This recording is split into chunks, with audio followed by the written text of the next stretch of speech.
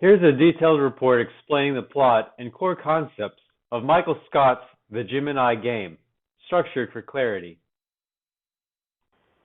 The Gemini Game, a detailed report. The Prodigies and the Pinnacle of VR technology.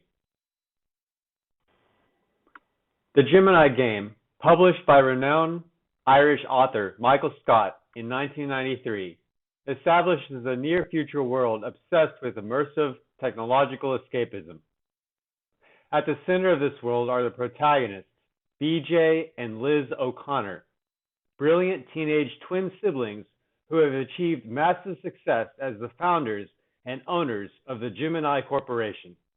The twins are masters of code, living a privileged life as technological innovators whose creations define the cutting edge of digital entertainment.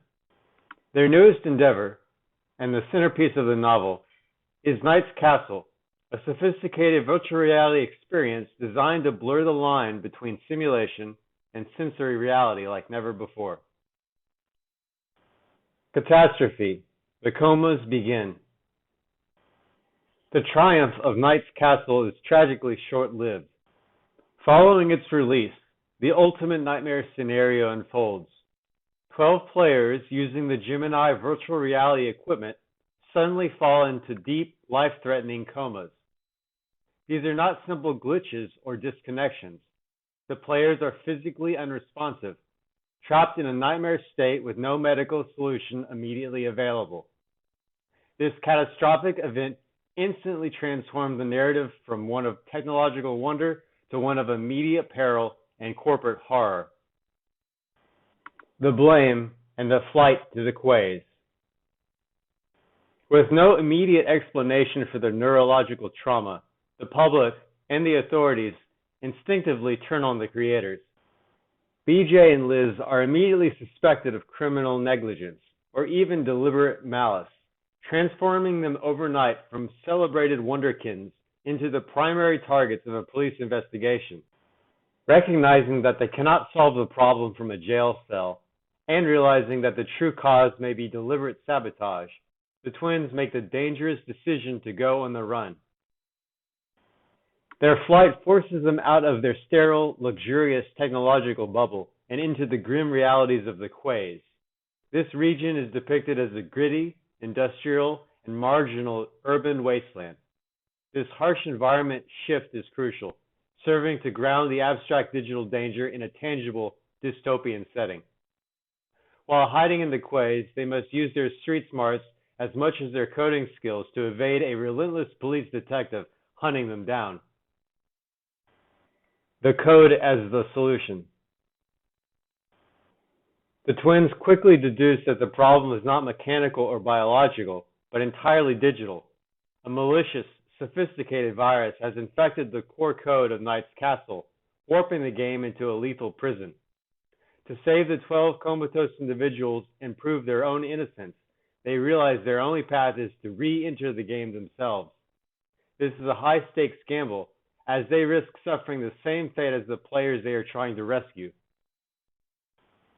Their mission, therefore, becomes one of digital infiltration. They must access the infected version of the software, bypassing the safeguards, and insert their conscience into the virtual world they created. The true battle of the novel is not fought in the real world, but within the hostile lines of code that have become autonomous and malevolent. Inside the corrupted Knight's Castle. Once inside the digital labyrinth of Knight's Castle, the twins are confronted by an environment designed specifically to terminate them. The game is no longer a fun challenge. It is a brutal, living entity twisted by the saboteur. Every creature, every puzzle, and every digital defense is turned against its own original programmers. This situation brilliantly sets up the central conflict.